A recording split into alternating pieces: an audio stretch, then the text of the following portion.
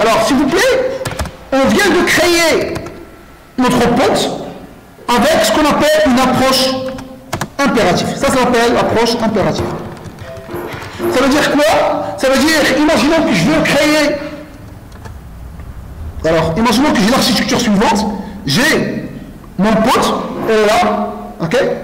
Ça c'est la partie base de données par exemple. Et j'ai mon application Java. Ça c'est la partie backend par exemple.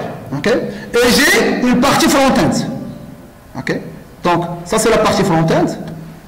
Ça c'est la partie backend. Et ça c'est la partie base de données. Ok? Donc normalement ça c'est trois pods. Alors dans un premier temps, je vais supposer que ces trois-là sont dans le même serveur, dans un premier temps. Ok? Et je vais faire la communication entre ces trois attributs. Okay? Ces trois composants, ces trois pods. Okay? Comment je vais faire? Je vais introduire une notion très intéressante qui s'appelle service.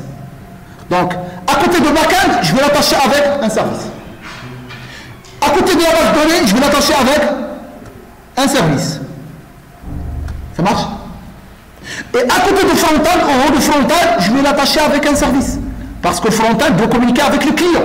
Donc aussi, il doit y avoir un service. Alors maintenant, pour que le front-end communique avec le back-end, il doit communiquer avec le service de back-end. Pour que le back-end communique avec la base de données, il faut qu'il communique avec le service de la base de données. Et pour que le client avec le front-end, il va communiquer avec le service de front-end. Alors, maintenant, qu'est-ce qu'on vient de voir? On vient de voir un concept très intéressant, mais ce n'est pas vraiment l'objectif. Un concept très intéressant, c'est le concept du service. Pour que vous puissiez faire une communication avec un pod, il ne faut pas faire la communication directe avec le pod. Pourquoi il faut pas faire la communication directe avec le pod? Parce que les pods sont éphémères, c'est volatile. Ça veut dire, une fois que le pod crache, normalement pour faire la communication directe, il faut avoir l'adresse IP. Donc chaque pod, bien évidemment, il a un adresse IP. Donc adresse IP, adresse IP, adresse IP. IP, IP, et bien évidemment ici un IP. Si vous faites la communication entre front et le back en se basant sur l'adresse IP de back, et la même chose, la communication entre base de données, le back-end et la base de données en se basant sur l'adresse IP de la base de données, ça c'est catastrophique. Pourquoi? Parce que, premièrement, j'aurai plusieurs instances de back-end, j'aurai pas un seul back-end, j'aurai plusieurs, donc c'est quelle adresse IP que tu vas choisir. Et l'autre problème, si le back-end crache par exemple, il y aura un autre pod qui va être créé avec une autre adresse IP. Et la configuration entre front-end et le back-end va tomber dans l'eau. Ok? Donc, soit plusieurs instances, soit une instance qui a craché et qu'on veut faire, le self-healing, c'est ce qu'on appelle le self-healing. Ça veut dire qu'on aura la création d'un autre pod. Automatiquement, tu n'auras plus la jointure entre le front-end et le back-end. D'où l'intérêt d'introduire un composant à part le pod. Ce n'est pas un composant qui est attaché au pod. C'est un composant à part. Et le front-end, une fois que par exemple le pod crache, le service il est toujours là. Donc le service, ça c'est un autre service, et ça c'est un autre service. Ok? Donc, je viens simplement d'illustrer à quoi sert le service. Jusqu'à maintenant, je peux parler sur déclaratif et impératif. Jusqu'à maintenant. Je viens d'illustrer simplement l'intérêt de quoi? L'intérêt du service. Okay? L'intérêt du service, c'est quoi? C'est un point d'accès et de communication entre l'ensemble des composants. Pourquoi faire pour ne pas communiquer directement? Communication directe, plus deux problèmes principaux. Si un composant crash, on aura le self-healing. Automatiquement, il y aura un autre adresse IP, donc votre communication tombe de l'eau. 1. 2. Si vous avez plusieurs instances, ça veut dire la scalabilité horizontale, ça pose un autre problème. C'est quoi l'autre problème? C'est que c'est quelle adresse IP vous allez communiquer avec? Il y a plusieurs adresses IP, il n'y a pas une seule adresse IP. Okay? Donc ça, c'est à côté. Maintenant, je vais parler sur l'impératif et la déclarative. L'impératif, ça veut dire quoi? Ça veut dire il faut créer une commande qui permet de créer ce service, une commande qui permet de créer ce pod là, service, et une commande qui permet de lier le service avec le front-end, service avec le back-end, service avec le back-end, service avec les bases de données, et le front-end avec le service, et en fin de compte, tu exposes le service final au client. Donc, tout aussi commandes, tu dois les écrire dans un ordre bien précis. Ça marche? Ça, c'est l'approche quoi? Impératif. Ça veut dire que tu vas écrire des requêtes. Docker run, le premier pote. Docker run, le deuxième pote. Docker run, le troisième pote. Par la suite, Docker create service, le premier service. Docker create service, le deuxième service, etc. etc. Sans oublier la liaison entre les services et les potes. Ça, c'est catastrophique. Pourquoi? Parce que tu dois être devant votre machine et en train d'écrire requête par requête et visualiser les outputs. Par exemple, une fois que je vais créer la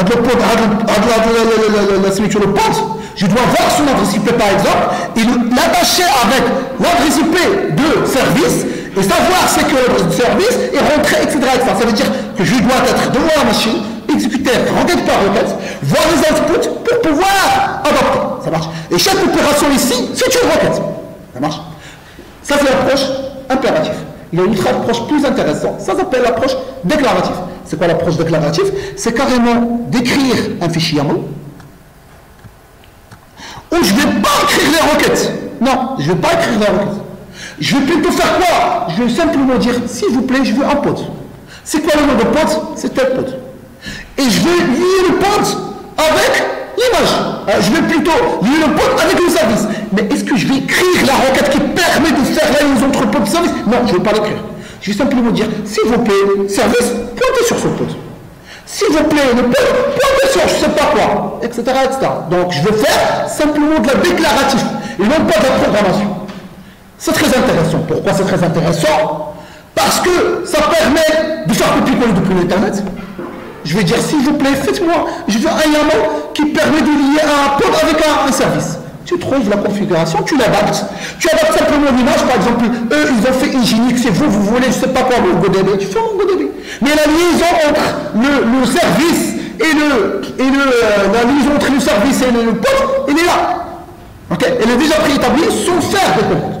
Okay? Ça, c'est le premier avantage, que tu peux faire des copier-coller.